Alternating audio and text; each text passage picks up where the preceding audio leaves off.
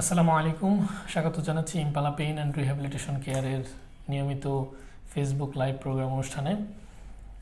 প্রতিবারের ন্যায় এবারও আমাদের আলোচ্য বিষয় রয়েছে, যেটা নিয়ে আমরা আলোচনা করব। আজকে আমাদের আলোচ্য বিষয় বাত ব্যথা প্যারালাইসিসের অপারেশনবিহীন আধুনিক চিকিৎসা পদ্ধতি।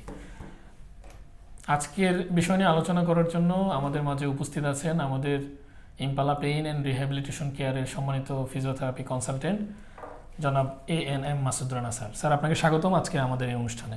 আপনাকেও ধন্যবাদ। সেই সাথে আমি যারা আজকে আমাদের এই প্রোগ্রামটি দেখছেন সবাইকে জানাচ্ছি আসসালামু আলাইকুম। দর্শক, শুরুতে আপনাদেরকে জানিয়ে রাখতে চাই যে আমাদের লাইভ প্রোগ্রাম অনুষ্ঠানটি ফেসবুকে শেয়ার হচ্ছে। আপনারা যার যার দিক থেকে আমাদের ফেসবুক লাইভ প্রোগ্রাম অনুষ্ঠানটি শেয়ার করে দিবেন। স্যারের মূল্যবান যেই দিক নির্দেশনা, পরামর্শ এবং আপনাদের যদি কোনো প্রশ্ন থাকে সেগুলো আমাদেরকে জানাবেন। আমরা চেষ্টা করব এই লাইভ প্রোগ্রাম অনুষ্ঠানের মাধ্যমে সেগুলোর উত্তর দেওয়ার জন্য। মূল অনুষ্ঠানে যাওয়ার আগে আমরা আজকের যে আলোচ্য বিষয় সেখান থেকে স্যারকে রিকোয়েস্ট করব ছোট্ট একটু বিষয় আলোচনা করার জন্য, যে বাত ব্যথা প্যারালাইসিস এর অপারেশনের যে আধুনিক চিকিৎসা সেটা আসলে কি বিষয়, এটা নিয়ে আমরা স্যারের কাছ থেকে ছোট্ট কারে একটু কথা শুনবো, তারপর আমরা মূল প্রোগ্রামে চলে যাবো ইনশাআল্লাহ। স্যার যদি বলতেন। ধন্যবাদ আপনাকে। আমরা শুরুতেই বলে নিয়েছি যে আসলে আমরা ইম্পালা পেইন আর রিহ্যাবিলিটেশন কেয়ারের যে ফেসবুক পেজ রয়েছে সেই পেজের মাধ্যমে আমরা প্রতিনিয়তই স্বাস্থ্য বিষয়ক কিছু প্রোগ্রাম করে থাকি। ফেসবুক লাইভের মাধ্যমে আপনাদেরকে কিছু ইনফরমেশন দেওয়ার চেষ্টা করি এবং আপনারা ভালো করে জানেন যে আমাদের এক একটা প্রোগ্রামে আমরা এক এক ধরনের বিষয়গুলো নিয়ে আলোচনা করি। এই বিগত যে প্রোগ্রামগুলো ছিল আপনারা দেখেছেন যে সমসাময়িক যে জটিলতাগুলো আমাদের সামনে উপনীত হয় সেগুলো নিয়ে আমরা আলোচনা করেছিলাম। আমরা বিভিন্ন ধরনের মাস্কুলোস্কেলেটাল কন্ডিশন নিয়ে আলোচনা করেছিলাম, বিভিন্ন ধরনের নিউরোলজিক্যাল কন্ডিশন মানে সহ এবং স্পোর্টস ইনজুরি বিষয়গুলো নিয়ে আলোচনা করেছিলাম। তো সেই বিষয়গুলোর ধারাবাহিকতায় আসলে আমরা একটা মানে একই ধরনের টার্ম ইউজ করেছি, যেটা হচ্ছে ব্যথা এবং প্যারালাইসিস জনিত সমস্যায় আসলে অপারেশনবিহীন আধুনিক চিকিৎসা পদ্ধতি নিয়ে। তো এই বিষয়টা নিয়ে আলোচনা করতে গেলে আমি প্রথমে যেটা বলি যে ব্যথার যে কোনো কারণেই হোক না কেন, সেটা আপনার যে কোনো অর্থোপেডিক কারণে হোক অথবা স্পোর্টস ইনজুরির কারণে হোক বা যে কোনো অন্য কোনো জটিলতা যেগুলো প্যাথোলজি কোনো ইনভলভমেন্ট নেই, সেগুলোর কারণে আমরা যে ধরনের চিকিৎসাগুলো করে থাকি আসলে আমাদের প্রফেশনাল পয়েন্ট অফ ভিউ থেকে ফিজিওথেরাপি আর রিহ্যাবিলিটেশন যে চিকিৎসা, একই সাথে প্যারালাইসিস জড়িত যে ধরনের জটিলতাগুলো থাকে, যেমন স্ট্রোক বলেন, স্পাইনাল কর্ড ইনজুরি বলেন, ফেসিয়াল পালসি বলেন বা আদার্স যে কোনো নার্ভ ইনজুরি মানে জনিত যে ধরনের নিউরোলজিক্যাল কন্ডিশনগুলো রয়েছে, সেগুলোর আমরা ফিজিওথেরাপি অ্যান্ড রিহ্যাবিলিটেশন ট্রিটমেন্টের মাধ্যমে আমরা চিকিৎসা করে থাকি। যদি সংক্ষেপে বলি যে এই মানে চিকিৎসা পদ্ধতিকেই আমরা বলছি যে আধুনিক চিকিৎসা অপারেশনবিহীন, কারণ ডে বাই ডে আপনার চিকিৎসা ব্যবস্থাগুলো উন্নতি হচ্ছে এবং আরও অনেক ধরনের ইন্টারভেনশন ফিজিওথেরাপির প্রফেশনেও আমরা দেখতে পাই, অনেক এভিডেন্স বেসড ট্রিটমেন্ট চলে আসছে, যেখানে দেখা গেল যে সামান্যতম জটিলতায় আমরা সার্জিক্যাল প্রসিডিউরে চলে যেতাম, বাট এখন আর সেই সার্জিক্যাল প্রসিডিউরে হয়তো বা যাওয়া লাগে না। আমাদের রিহ্যাবিলিটেশন যে প্রসেসটা রয়েছে তাতেই আমরা পেশেন্টকে পুরোপুরি সুস্থ করে দিতে পারি ইনশাআল্লাহ। ধন্যবাদ স্যার। খুবই গুরুত্বপূর্ণ কিছু ইনফরমেশন স্যার আপনাদেরকে দিয়েছেন এবং আপনারা দর্শক আশা করি বুঝতে পেরেছেন যে অপারেশনবিহীন আধুনিক যে চিকিৎসা পদ্ধতি সে সম্পর্কে আপনারা একটা ধারণা পেয়েছেন। মূল অনুষ্ঠানে আমরা চলে যাচ্ছি। আজকের যে অনুষ্ঠান ছিল, যে প্রশ্নোত্তর কিছু পর্ব নিয়ে আমরা আলোচনা করব। কিছু প্রশ্ন আমাদের নিকট এসেছে, আমাদের বিভিন্ন ফেসবুক মেসেঞ্জার এবং হোয়াটসঅ্যাপ থেকে আমরা কিছু প্রশ্ন কালেক্ট করেছি। অনেকগুলো প্রশ্ন দেখা যায় সিমিলার ক্যাটাগরির, যে ব্যাক পেইন এরকম অনেকগুলো প্রশ্ন আসে, নি পেইন, এলবো পেইন অথবা হিল পেইন, এরকম অনেকগুলো প্রশ্ন সিমিলার ক্যাটাগরিতে আছে। সো আমরা তার মধ্যে থেকে দুই একটি প্রশ্ন যেগুলো কমন এবং বেশি ক্রিটিক্যাল, সেই জিনিসগুলো নিয়ে আমরা আলোচনা করবো। আমি শুরুতেই স্যারকে রিকোয়েস্ট করবো যে নর্মাল কোমর ব্যথা এই রিলেটেড অনেক প্রশ্নগুলো আসছে আমাদের কাছে। স্যার, কোমর ব্যথা নিয়ে যদি আমাদেরকে একটু ব্রিফ করতেন দর্শকদের উদ্দেশ্যে, এবং প্রাথমিক পর্যায়ে যে কী ইন্টারভেনশন তারা নিবে বাসায় অথবা চিকিৎসা কী হতে পারে, যদি একটু সংক্ষিপ্ত আকারে আমাদেরকে বলতেন। ধন্যবাদ আপনাকে। আসলে আমি যদি একজন নন মেডিকেল পার্সন হতাম তাহলে আমার ক্ষেত্রে কিন্তু একই ধরনের সিচুয়েশন আসতো। আমি কোমর ব্যথায় যদি আক্রান্ত হতাম তাহলে হয়তোবা আমার মানে প্রপার যে ট্রিটমেন্ট প্রোটোকল সেটা জানার অভাবে আমি বিভিন্ন স্থানে আমি ঘোরাঘুরি করতাম। আমি হয়তোবা প্রথমে কিছু মেডিসিন হয়তোবা সেবন করতাম, এরপরে হয়তোবা কিছুদিন অন্যান্য যারা আদার্স যারা প্রফেশনাল থাকে বা বাসায় যারা রিলেটিভস থাকে তাদের হয়তো পরামর্শ নিতাম, নিয়ে আমার মতো করে আমি ইন্টারভেনশন চালাতাম। যখন একদম সহ্য করতে পারতাম না বা কোনো এডিএলসে মানে আমাদের দৈনন্দিন যে কাজকর্মগুলো রয়েছে সেগুলো করতে যখন একেবারে বাধার সম্মুখীন হই, তখনও হয়তো বা আমরা কোনো ফিজিশিয়ানের স্বর্ণপন্ন হতাম। বাট দেখেন ডে বাই ডে কিন্তু আমরা অনেক সচেতন হচ্ছি, আমাদের যে কন্ডিশনসগুলো রয়েছে, আমাদের যে জটিলতাগুলো রয়েছে সেগুলো নিয়ে কিন্তু এখন আমরা অনেক কনসার্ন অ্যাবাউট আমার হেলথ ইস্যুসগুলো নিয়ে। বাট মানে একটা দুর্ভাগ্যজনিত হলেও সত্য, যেটা আসলে আমাদের দেশে এখনও আমাদের প্রপার যে রেফারেল যে সিস্টেমটা সেটা এখনও হয়ে ওঠেনি। আমরা কোন ধরনের ডায়াগনোসিসে কোন পেশেন্টকে ইনিশিয়ালি কোথায় আসলে রেফার করা উচিত, কোন প্রোটোকলে ট্রিটমেন্ট করা উচিত, অথবা এটার প্যারালাল আরও কোনো চিকিৎসা ব্যবস্থা রয়েছে কিনা যেটা আমাদের পেশেন্ট সেন্টার অ্যাপ্রোচের মাধ্যমে আমরা করতে পারতাম, সেটা কিন্তু আমরা এখন করছি না বা হয়ে উঠতেছে না। যার ফলে আসলে আমাদের সমাজে বা আমাদের যে দেশের যে সাধারণ মানুষ রয়েছেন যারা নন মেডিকেল পার্সন, তারা কিন্তু একটা বিশাল জনগোষ্ঠী অনেক ডিসেবিলিটির দিকে ধাবিত হচ্ছে, অনেক ধরনের প্রোটোকলে তারা বাধার সম্মুখীন হচ্ছে, যেখানে সামান্যতম একটা ইন্টারভেনশনই কিন্তু তার পরিপূর্ণ কিওর করে দিতে পারতো। আর সেক্ষেত্রে অনেক ক্ষেত্রে জটিলতার দিকে চলে যাচ্ছে। যাই হোক, এই জাতীয় সিনারিগুলো থেকে যেন আমরা একটু বের হয়ে আসতে পারি, তার জন্য হচ্ছে আমাদের এই প্রোগ্রাম। যেহেতু আমাদের কোমর ব্যথা বা ব্যথাজনিত যে আসলে দেখেন বিভিন্ন কারণে কোমর ব্যথা হতে পারে, অনেকগুলো কারণে। প্রথমেই হচ্ছে কোনো ধরনের যদি সাডেন কোনো আঘাতের সৃষ্টি হয়, আপনার কোনো ট্রমার কোনো হিস্ট্রি থাকে, আপনি হয়তো বা রিক্সায় চলাফেরা করছেন, সাডেনলি পড়ে গেছেন, অথবা রিক্সায় আমাদের বিভিন্ন রোডের এত খারাপ অবস্থা যে সেখানে হয়তো বা রিক্সায় একটু ঝাঁকি লাগে। অনেক মা বোনেরাও কিন্তু ওই যে বিভিন্ন সময় প্রশ্নতে লেখে যে আমি জার্নি করেছি বা আমি রিক্সাতে যাতায়াতের সময় ম্যাক্সিমাম সময় তাদের এই কোমর ব্যথাগুলো হয়। এবং অনেক ভাইদেরকে দেখেছি যারা একটু বাইকার, নিয়মিত বাইক চালান অথবা ড্রাইভ করেন দীর্ঘক্ষণ, তারাও কিন্তু এই কোমর ব্যথার জন্য আমাদের কাছে বিভিন্ন সময় কমপ্লেন করেন, আমাদের কাছে চিকিৎসা সম্পর্কে জানতে চান। তো দেখেন কারণ ভিন্ন ভিন্ন হতে পারে, প্রফেশনের সাথে জড়িত। আপনি আঘাত পেয়েছেন সেখানে একটা কারণ, আপনি আঘাত পাননি, আপনার যে প্রফেশনটা, এবং একজন ব্যাংকার, একটা ডেস্ক ওয়ার্কার, সেও কিন্তু এই কোমর ব্যথার সম্মুখীন হতে পারে তার পোস্টারের কারণে, তাই না? সো ডিপেন্ডস অন মানে কোন কারণে তার কোমর ব্যথাটা হচ্ছে, কোথায় হচ্ছে, এটা ফিজিক্যাল অ্যাসেসমেন্ট দরকার। অ্যাসেসমেন্টটা কে করবে ইনিশিয়ালি? অবশ্যই একজন ফিজিওথেরাপি স্পেশালিস্ট করবে।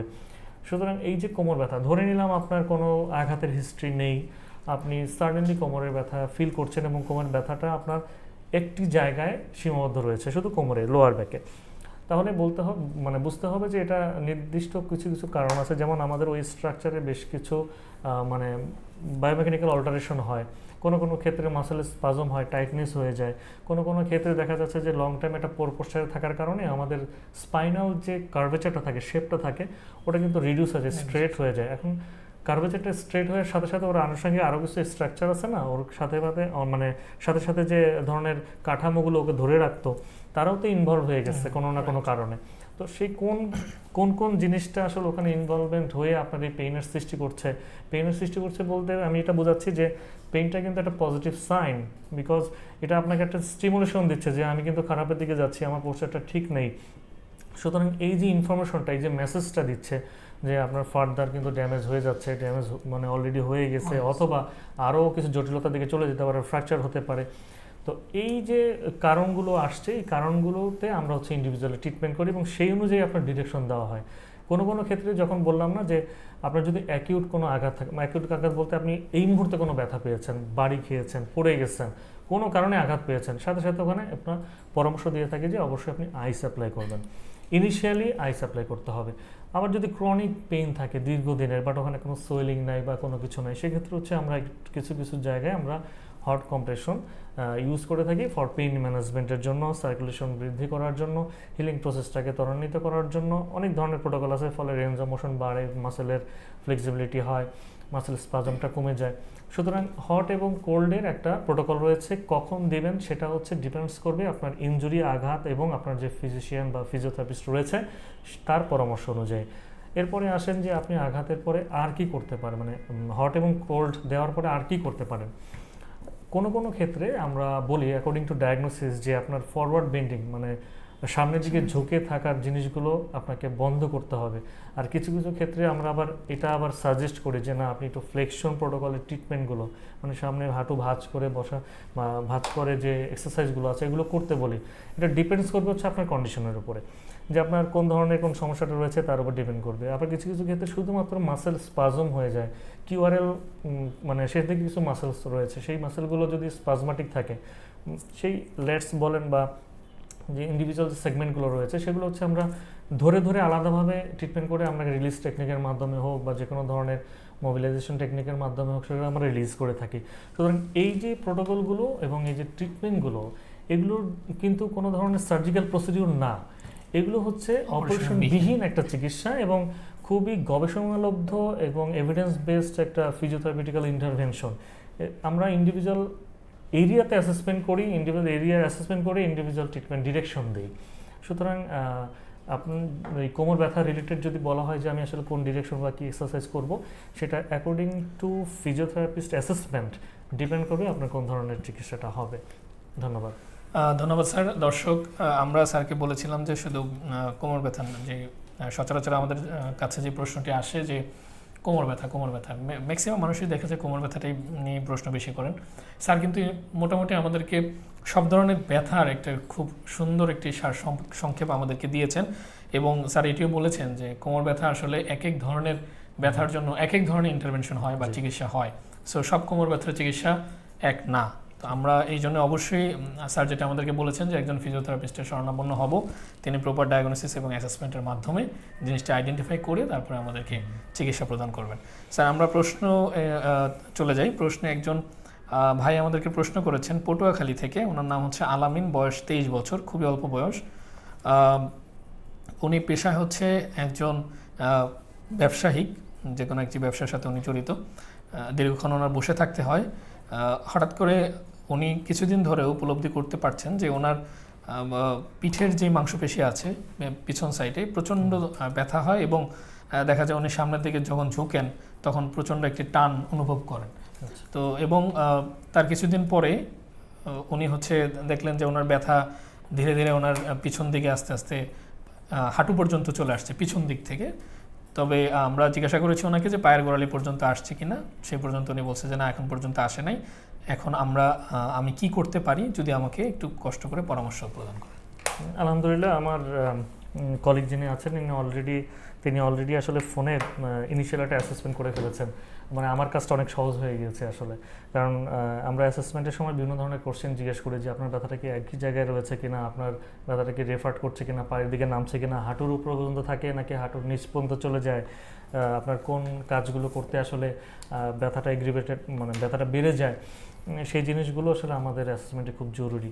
যে ভাইটি আসলে প্রশ্ন করলেন তিনি ব্যবসায়ী একজন মানুষ, আমি যদি ভুল না করে থাকি, আমার মানে অ্যাজাম্পশন যেটা বলে সে অবশ্যই কোনো না কোনো আঘাতের ফলে তিনি এই পেইনটা ফিল করছেন এবং বয়স যেহেতু কম, অনেক সময় থাকে যাদের বয়স কম থাকে তাদের স্লিপ ডিস্ক হওয়ার চান্স সবচেয়ে বেশি থাকে রাদার দ্যান ওল্ডার এজ। কারণ ওল্ডার এজে বেশ কিছু ডিজেনারেটিভ চেঞ্জেসের ফলে অনেক কিছু মানে আমাদের ডিস্কের যে পার্টিকেলসগুলো থাকে ওগুলো অনেকটা ডিজেনারেশনে চলে যায়।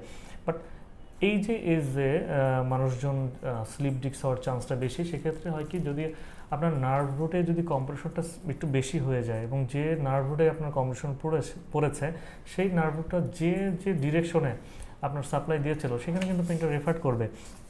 আপনি একটা জিনিস চিন্তা করেন, সেটা হচ্ছে নার্ভেরও কিন্তু একটা কাভারিং থাকে, মানে যদি সহজভাবে আমি বলতে চাই সেটা হচ্ছে নার্ভের কিন্তু জামা কাপড় থাকে। আমি যেমন একটা অ্যাপ্রন পরেছি, এখানে আমার বেশ কিছু শার্ট আছে, তারপরে আমার বডিটা, তেমনি আমি যখন আমার হালকা একটা প্রেস করব আমার শরীরে, সেক্ষেত্রে যে ধরনের ফিলিংসটা আসবে, আর একটু যদি বেশি প্রেস করি সেক্ষেত্রে কিন্তু ফিলিংসটা একটু অন্যরকম আসবে, আরও বেশি চলে আসবে। সুতরাং it depends on compression on nerve root. আপনার নার্ভে কতটুকু পরিমাণে প্রেশার আছে স্টেনোসিস হয়ে যাওয়ার পরে সেটার উপর ডিপেন্ড করে যে আপনার পেইনের সিভিয়ারিটিটা বা বিভিন্ন ধরনের সিমটম প্রডিউস করে। অনেক ক্ষেত্রে থাকে যে কমপ্লিট যখন প্রেশারাইজডে থাকে, ইভেন দো স্পাইনাল যদি কর্ড যদি কম্প্রেশনও হয়ে থাকে, সেক্ষেত্রে কিন্তু আরও সেন্ট্রাল নার্ভাস সিস্টেমের যে সিমটমগুলো সেগুলো কিন্তু অ্যারাইজ করে। পায়ের পাতা মানে ফুট ড্রপের কথা যেটা বললাম সেটা কিন্তু পড়ে যেতে পারে, আপনার বাউল ব্লাডার ইনকন্টিনেন্স হয়ে যেতে পারে, মানে প্রস্রাব পায়খানার যে অনুভূতিটা সেটাও কিন্তু নষ্ট হয়ে যেতে পারে। আমি আপনাকে ভয় দেখাচ্ছি না, আমি এগুলো সম্ভাবনার কথা বলছি। কারণ হচ্ছে এই সকল জিনিসগুলো হওয়ার আগে যদি আপনি সচেতন হন, তাহলে কিন্তু আপনি এই ধরনের মানে সিমটমগুলো থেকে নিজেকে যত দ্রুত সম্ভব কিওর করতে পারবেন।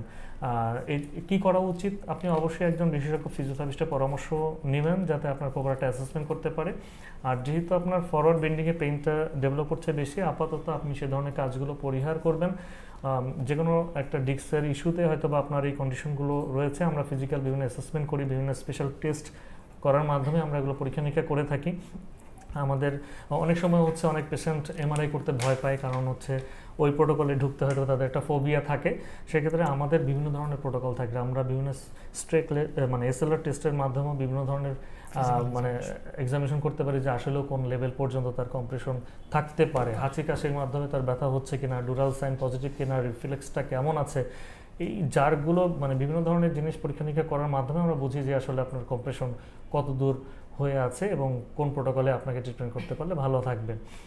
আমি আশা করব যে আপনি অ্যাজ আর্লি অ্যাজ পসিবল আপনার বর্তমান পেইনের কারণে যে অ্যাক্টিভিটিগুলো আপনি করলে অ্যাগ্রিভেটেড হচ্ছে সেগুলো আপাতত বন্ধ করবেন। অবশ্যই সামনে ঝুঁকে হেভি জিনিসগুলো, যেমন হচ্ছে হয়তো বা আপনার ব্যবসা প্রতিষ্ঠানে কোনো ভারী জিনিস থাকতে পারে, সেগুলো আপনাকে তুলতে হতে পারে। আপাতত এই জিনিসগুলো থেকে নিজেকে পরিহার করবেন, একটু বিরত রাখবেন।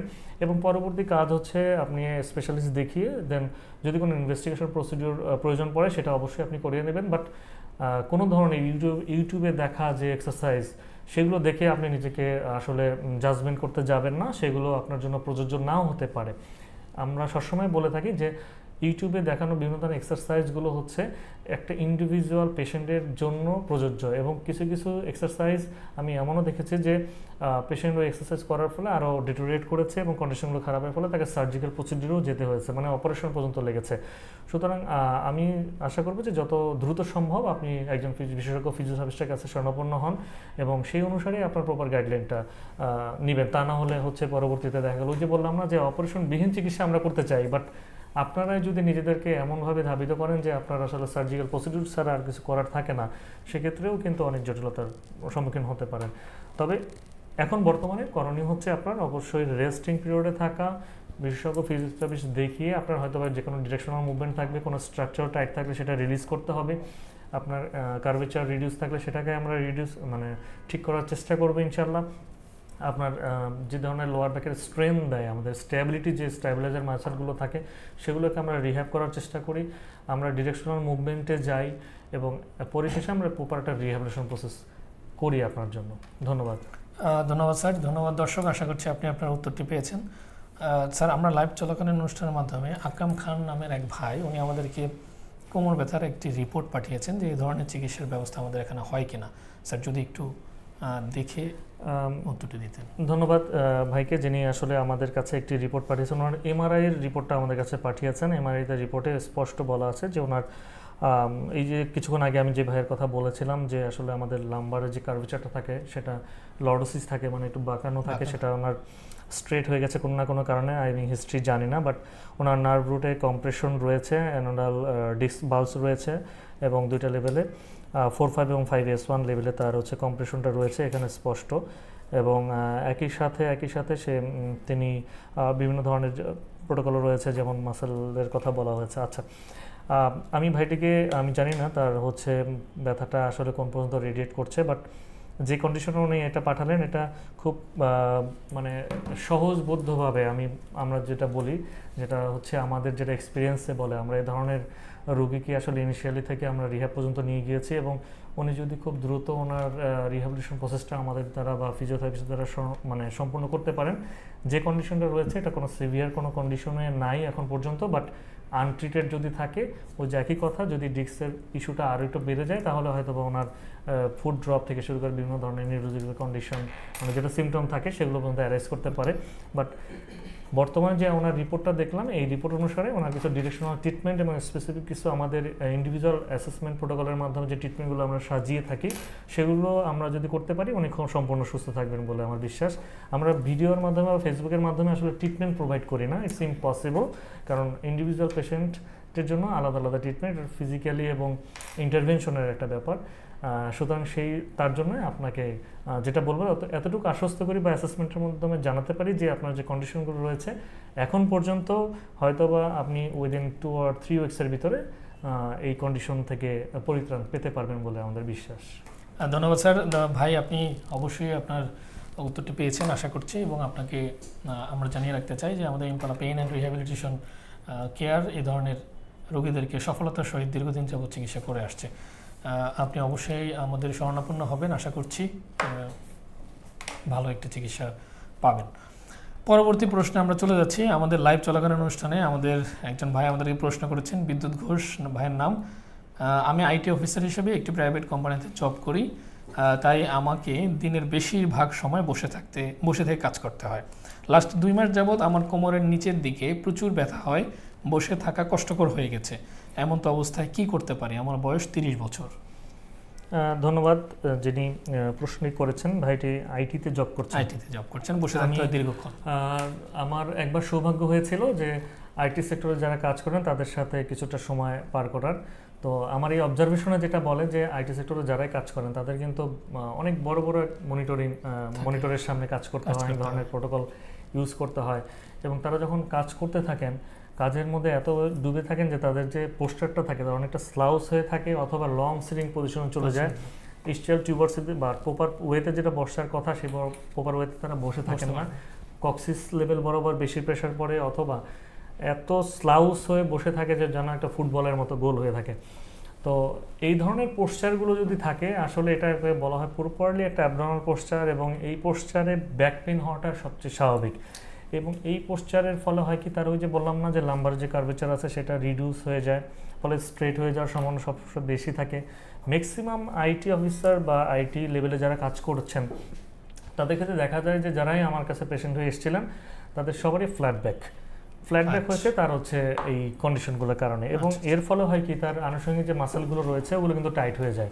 তো টাইট হয়ে গেলে কি হবে, এগুলো যদি ওভার স্ট্রেস বা অ্যাবনর্মাল স্ট্রেস পাইতে থাকে সব সময়, তাহলে কিন্তু এক পর্যায়ে নর্মাল টেনশনও তার প্রচুর পেইন হবে।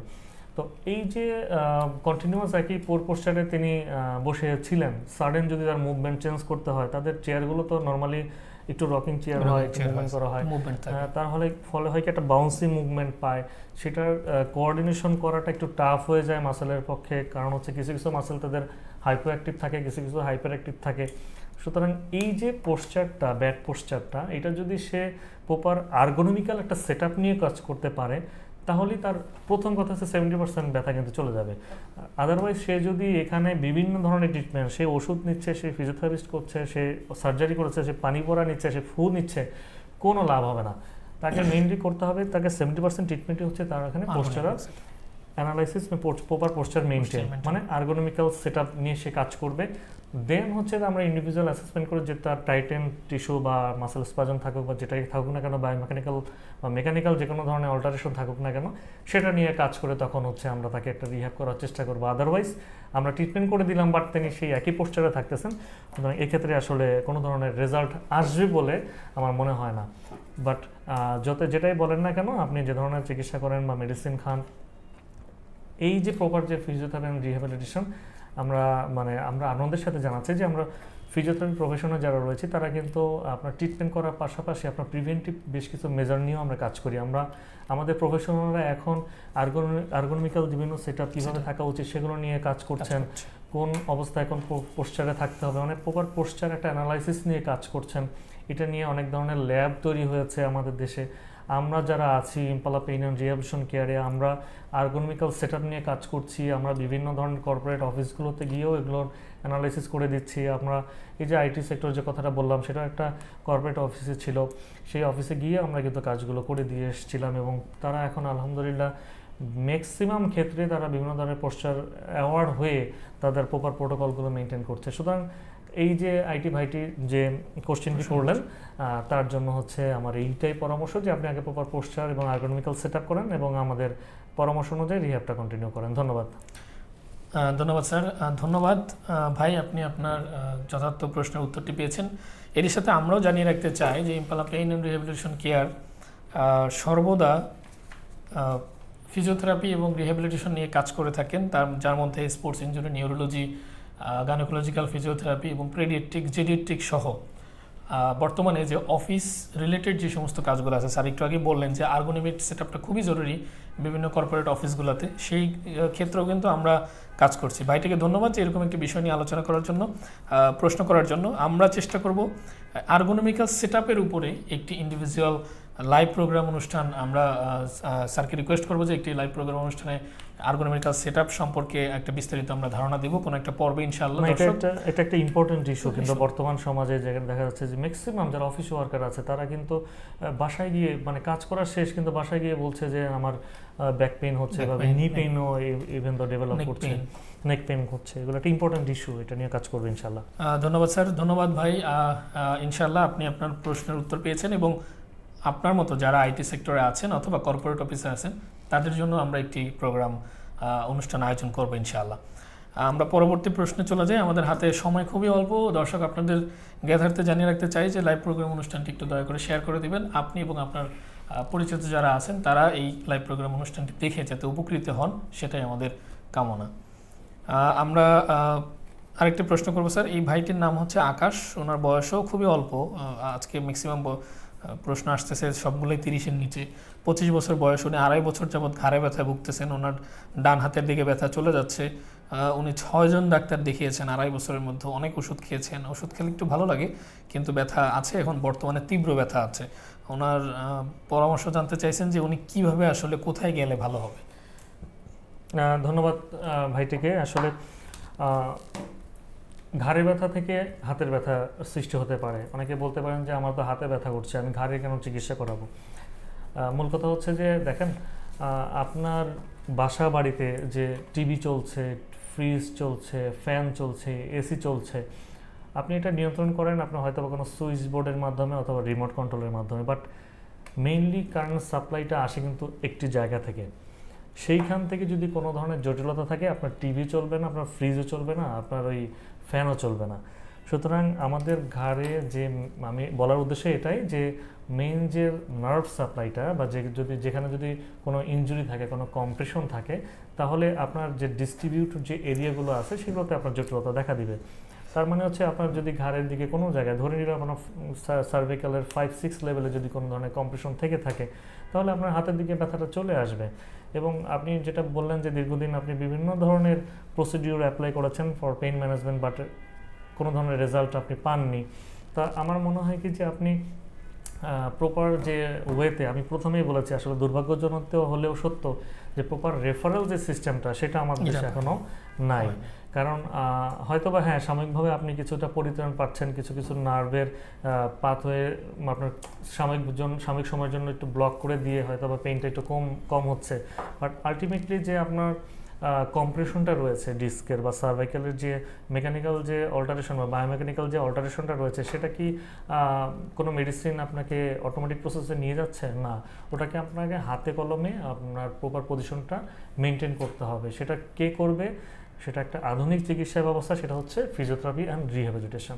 ফিজিওথেরাপি অ্যান্ড রিহ্যাবিলিটেশনের মাধ্যমেই আপনার ডিস্কের জনিত যে কোনো ধরনের কম্প্রেশন যদি সেটা উইদিন আওয়ার লিমিটের মধ্যে হয়, তাহলে হচ্ছে আমরা ম্যানুয়াল ট্রিটমেন্টের মাধ্যমে বিভিন্ন ধরনের ইলেকট্রো মেডিসিনের প্রোটোকলের মাধ্যমে আমরা পুরোপুরি রিহ্যাব করতে পারবো। তখন হচ্ছে ওই নার্ভটা কম্প্রেশন যে কারণে ছিল, সেই কম্প্রেশনটা হয়তো বা আমরা একটু কিছুদিনের জন্য ডিকম্প্রেসড করে দিব, পরে হচ্ছে ওখানে আমরা রিহ্যাবিলিটেশন করার ফলে স্ট্রেনথেনিং করে দেবো, যাতে ফার্দার আবার ওই কম্প্রেশনের ফলে আপনার হাতের ব্যথাটা না চলে আসে। সেটার প্রোটোকল আমরা ইন্ডিভিজুয়ালি করবো, তখন দেখবেন যে আপনার হাতের ব্যথা বা জটিলতাগুলো নাই। কারণ যেহেতু বয়স কম আর ম্যাক্সিমাম মানে বর্তমান সমাজে ডিভাইস কেন্দ্রিক হয়ে যাওয়ার ফলে এই জাতীয় এজ গ্রুপের পেশেন্টগুলো নেক পেইনে ভুগছেন। এবং আদারওয়াইজ অন্যান্য প্রোটোকল যেমন ডিভাইস চালানো অথবা মানে অনেক পড়াশোনা করতে হয় বা লাইব্রেরিতে যদি ওয়ার্ক করতে হয়, সেই প্রসিডিউরের জন্য কিন্তু অনেক সময় এই ধরনের নেক পেইনগুলো চলে আসে এবং নেক পেইন এত সিভিয়ার হয়ে থাকে যে পরবর্তীতে তার রেফার পেইন শুরু হয়ে গেছে। সুতরাং প্রথম পরামর্শই হচ্ছে আপনি অবশ্যই মানে আধুনিক যে বিজ্ঞানলব্ধ যে চিকিৎসা ব্যবস্থা ফিজিওথেরাপি অ্যান্ড রিহ্যাবিলিটেশন, সেই প্রোটোকলের মাধ্যমে আপনার নেকের অ্যাসেসমেন্ট করে প্রপার্টি ইন্টারভেনশন করবেন এবং তখনই দেখবেন যে আপনার হাতের দিকে যে ব্যথাটা রেফার করছে, আশা করি ইনশাল্লাহ সেক্ষেত্রে অন্য কোনো জটিলতা যদি না থেকে থাকে তাহলে 100% কিওর হওয়া সম্ভব। আদারওয়াইজ যদি কম্প্রেশনটা বাড়তেই থাকে তাহলে সিভিয়ারলি ড্যামেজ হয়ে যাবে, পরবর্তীতে সার্জিক্যাল প্রসিডিউরও যাওয়া লাগবে, তার আগে সেন্ট্রাল নার্ভাস সিস্টেম যে মানে ইফেক্ট করবে, মাইলোপ্যাথির দিকেও মানে আমরা যেটা বলি সার্ভিক্যাল মাইলোপ্যাথি সেদিকেও চলে যেতে পারে। আমি আগে বলছি আমি কোনো পেশেন্টকে কখনোই ভয় দেখাই না, বাট আমি স্ট্রেট ফরওয়ার্ড, আমি সম্ভাবনার কথা বলি যেগুলো করলে আপনি ভালো থাকবেন, না করলে আপনার ওই পরবর্তীতে সার্জিক্যাল প্রসিডিউরে চলে যেতে হতে পারে। বাট সার্জিক্যাল প্রসিডিউরগুলোও যে আপনাকে সম্পূর্ণভাবে কিওর করে দিবে পরবর্তীতে সেটাও নিশ্চিত নয়। সুতরাং আমি সবাই জ্ঞাতার্থেই বলবো it's a patient centre approach. কোন অ্যাপ্রোচে আপনার ট্রিটমেন্ট করলে ভালো হবে সেটা আসলে ডিসাইড করবে আপনার সারাউন্ডিং যে ফিজিশিয়ান আছে, সেখানে একজন ফিজিওথেরাপিস্ট কাজ করবে, সেখানে একজন ফিজিশিয়ান কাজ করবে, সেখানে আদার্স মেডিকেল হেলথ প্রফেশনালরা কাজ করবে পেশেন্ট সেন্টার অ্যাপ্রোচে রেখে। কারণ কিছু কিছু কাজ আছে একজন ফিজিওথেরাপিস্ট একার দ্বারা সম্ভব নয়, কিছু কিছু ফিজিশিয়ানেরও হেল্প লাগবে, তেমনি কিছু কিছু রোগের শুধুমাত্র যে ফিজিক্যাল এজেন্ট দিয়েই আমরা ভালো করতে পারবো এমন কিছু নয়, সেক্ষেত্রে ফিজিওথেরাপি অ্যান্ড রিহ্যাবিলিটেশন জরুরি। ধন্যবাদ আপনাকে। ধন্যবাদ স্যার। আমরা আজকের লাইভ অনুষ্ঠানের একদম শেষ পর্যায়ে। ভাই, আপনি আপনার প্রশ্নের উত্তর আশা করছি পেয়েছেন। আমরা আশা করব যে স্যারের পরামর্শ অনুযায়ী আপনি পরবর্তী পদক্ষেপ গ্রহণ করবেন। এরই সাথে আমাদের আজকের লাইভ প্রোগ্রাম অনুষ্ঠানের প্রায় শেষ পর্যায়ে আমরা চলে এসেছি। আমরা আমাদের দর্শকদের উদ্দেশ্যে একটি কথাই বলবো যে আমাদের impala pain and rehabilitation care সর্বদা পেশেন্ট বান্ধব এবং পেশেন্ট ফ্রেন্ডলি, রোগীদের স্বার্থে আমরা কাজ করে থাকি। সো আপনারা নিশ্চিন্তে আমাদের সাথে যোগাযোগ করতে পারেন, আমাদের ঠিকানায়ও চলে আসতে পারেন। আমরা মেসেঞ্জার, হোয়াটসঅ্যাপ এবং ফেসবুক লাইভ প্রোগ্রাম অনুষ্ঠানের মাধ্যমে আপনাদেরকে পরামর্শ প্রদান করে থাকি। আমাদের বিভিন্ন যেই বিশেষজ্ঞ ফিজিওথেরাপি চিকিৎসকবৃন্দ আছেন তারা আপনাদেরকে ফেসবুকে, অনেকের সময় হোয়াটসঅ্যাপেও আপনাদেরকে পরামর্শ প্রদান করেন। এছাড়াও ইম্পালা পেইন অ্যান্ড রিহ্যাবিলিটেশন কেয়ারে আমি আরেকবার বলতে চাই যে নিউরোলজি, স্ট্রোক, প্যারালাইসিস থেকে শুরু করে বাত ব্যথা, যেটাকে আমরা মাস্কুলোস্কেলেটাল বলি, স্পোর্টস ইনজুরি রিহ্যাবিলিটেশন, জেডিয়াট্রিক এবং পেডিয়াট্রিক বাচ্চাদের ক্ষেত্রে, এছাড়াও আমাদের যে কর্পোরেট অফিসের যে সমস্ত আর্গোনিক্যাল সেট আপ আছে সেটা নিয়ে আমাদের কাজ করা হচ্ছে। দর্শক, আমরা সব প্রশ্ন উত্তর দিতে পারলাম না, আমরা চেষ্টা করব যে এই প্রশ্নগুলোর উত্তর আপনাদেরকে যার যার পার্সোনাল ইন্ডিভিজুয়াল মেসেঞ্জার অথবা হোয়াটসঅ্যাপে যেখানে আমাদেরকে প্রশ্নগুলো করেছেন আমরা একে একে আগামী লাইভ প্রোগ্রাম অনুষ্ঠান আসা পর্যন্ত এই প্রশ্নগুলোর উত্তর দিয়ে শেষ করব। যদি কিছু থেকে যায় তাহলে আমরা পরবর্তী লাইভ প্রোগ্রাম অনুষ্ঠানে সেই প্রশ্নগুলো নিয়ে আলোচনা করব। সবাইকে আরেকবারও শুভেচ্ছা আমাদের কষ্ট করে এই প্রোগ্রাম অনুষ্ঠানটি দেখানোর জন্য। সেই সাথে আমরা আজকের প্রোগ্রামটি শেষ করছি। সবাই ভালো থাকবেন, সুস্থ থাকবেন, সবার সুস্বাস্থ্য কামনা করছি। আল্লাহ হাফেজ। আসসালামু আলাইকুম। আসসালামু আলাইকুম।